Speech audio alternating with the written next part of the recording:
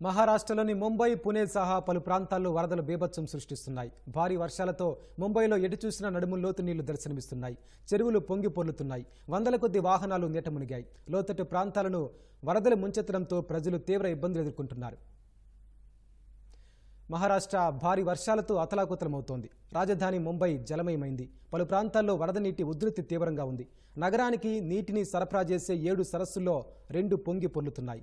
సాయన్, చెంబూర్, అంధేరి ప్రాంతాలపై వరద ప్రభావం తీవ్రంగా పడింది. వందల కొద్ది వాహనాలు నీట మునిగాయి. నివాసాల్లోకి నడుము లోతు నీళ్లు చేరడంతో ప్రజలు తీవ్ర ఇబ్బందులను ఎదుర్కొంటున్నారు. భారీ వర్షాల నేపథ్యంలో విమానయాన సంస్థలు ప్రయాణికులకు ముందస్తు హెచ్చరికలు జారీ చేశాయి. విమాన సమయాలు మారాయని, బయలుదేరే ముందు ఫ్లైట్ స్టేటస్ తనిఖీ చేసుకోవాలని సూచించాయి.